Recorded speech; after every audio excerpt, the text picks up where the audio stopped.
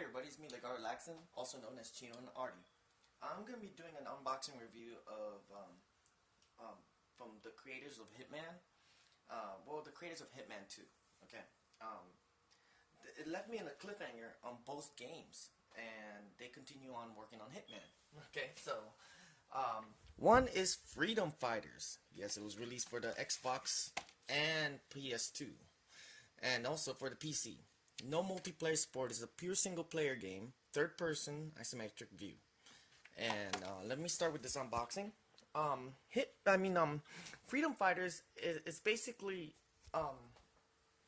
they've been making stories about the Soviet taking over the United States, and I'm tired of that already. I mean, no way the Soviets would try to take over the United States. But there's other games that are first-person shooters, but this was one of the original, so it was cool, and it kind of introduced it kind of like a Mario feel to it, because these characters are plumbers, okay? He's a plumber, and instead of throwing fireballs, he's shooting a gun, okay? And he's using a Soviet gun. So, in other terms, yes, the box is simple. It's just a simple box. Let's see what's in the back. It shows screenshots, and the best screenshot was this part. That's when it shows the pure power of your graphics card. Now, to play this game is actually more, because back then Nvidia was really dominating the video game market than ATI. ATI was just getting up there with their Half-Life, but Nvidia is very, that time was great, and then now AMD is getting up there, because I went on AMD now, because as you can see, everything's all red, and I already had to explain it why I went to AMD, because it became more, budget, and plus great price, and you still get the same performance. And also, Xbox One and PS4 is running on an APU processor, 8-core, 8 threads, while mine is running on 12 threads. But as we speak, the system requirement on this game is basically simple stuff. 733 megahertz or faster, Windows XP, ME 2000 or 98, 128 megs of RAM or more, or 4x CD DVD drive, and you only need 650 megabytes, remember megabytes, of hard drive space. And transformer lighting, that's actually coming from the Nvidia cards or ATI Radeon. You gotta have a Radeon or up that time, because back then it was just ATI. They didn't have the Radeon series. Now, opening the box, because I remember playing this on my Nvidia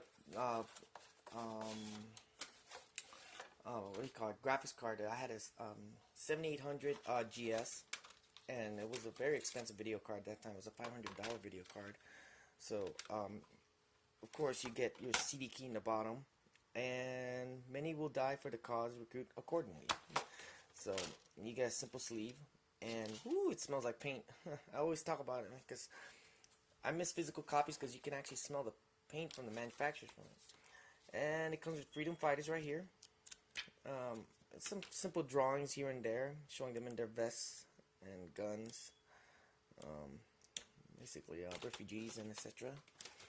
And then when Area 51 Alienware, before, look at the specs of the past. If you can see, I'm focusing it right there. Wow. NVIDIA FX 5200, that's it. No, I had a 256 7800 GS. And the Alienware towers at that time was very ahead of its time. So, now Alienware is going more nano and focusing on Linux base. And then let's see what else. And then you get your Freedom Fighter installation guide. And that's what you get from the, you can YouTube it, seeing how the gameplay.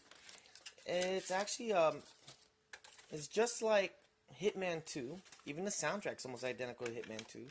The only thing is that it's a run 'em and gun 'em, and you order your friend around. And then, I don't want to spoil it, but the ending was, it left you in a cliffhanger. That's all I could say. And it left me in a cliffhanger. Like, when are they going to make a sequel? And they never did. So later on, they decided to use the same game engine style. Now you'll know where it came from. It was from Freedom Fighters, and they made Kane and Lynch Dead Man Yes.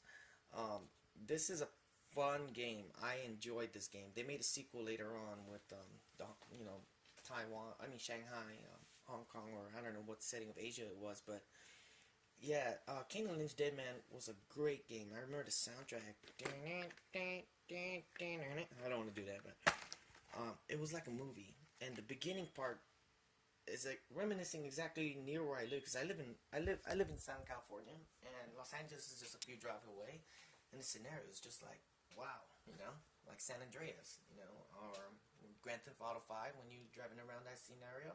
It looks just like Los Angeles because it's a fictional version of it, and um, I remember when this game came out, I was shocked by the requirements. Okay, I had the 7800 GS graphics card, and it was top online that time, and this game was very laggy. Um, I can actually play this game now on my APU. If you have an APU, well, the Athlon series 5350, you can play it in 1080p now, right off a processor, out of the box. Um, Auxiliary processor actually run this game. And the only worst part about this game is that it has the Windows Live DRM protection. I hated that, and it took a long time to install. Okay, I actually have the sneak peek CD. I got this when I went to watch Hitman, the premiere, this Hitman, not the recent Hitman movie, but the one with Timothy Oliphant, and they were handing out these in the premiere, and I was like, whoa, shit, I'm gonna check it out. And so I just keep it in the CD, so that's what's inside, and you get the real game right here, almost identical to the final product. Yeah, this is the final product CD. And what's inside, of course, since it's a typical clamshell cover, you get the manual and your product key. Now, Kane and Lynch came out later on called Dog Days or something like that. Kane and Lynch. Let me see. Kane and Lynch Dog Days, yeah. And this time you play as Lynch more than Kane. And this time Kane without a band-aid on his nose. So, these two franchises basically just left you on a cliffhanger, no matter what. Kane and Lynch, Dog Days, the sequels, there was never. They were supposed to make Kane and Lynch the movie starring Bruce Willis and Jamie Lee Foxx. Never happened. IDOS is doing their best not to go through what happened with their Tomb Raider movie. I mean, Angelina Jolie, beautiful lady. So I don't know what's going on, but it really it left you in a cliffhanger. It's not what I expected in this franchise. Kane and Lynch does appear as a short cameo, and yet it mixes the story from this game, not the sequel, with Hitman Absolution. So when you play Absolution, you can actually see the characters in there. You can even kill them if you want to, but you know, these video games are weird. So yeah, this is my review, and plus the unboxing and what you get. I mean, of course, when you get the Windows Live type of boxes, there's nothing much I can explain. Especially during this era, the boxes were already in this nearly going to plastic clamshells. So, and all I can say is that this game has left you in a cliffhanger, as well as this, because they made a sequel, but it was more of a, to me, it looked like more of a DLC. And when I played Dog Days, because I never had a physical copy of that game, I only had it on my Steam account. And Dog Days was, I don't have it installed right now, but all I can say is, it was, why would you want to run around naked in a video game? You know, so it's kind of weird, you know, but I missed the story plot of what this game offers, because it actually has bank robbery. It shows Lynch's pill addiction, which I can relate to, and freedom fighters. And it just left it to where they just continue on in the war. So this never actually had an ending. So, and they never did. I mean, there was sequels supposed to be announced, but it never did. And Electronic Arts don't work with people who worked on Hitman or Kane and Lynch anymore. I believe they're working with Square Enix now.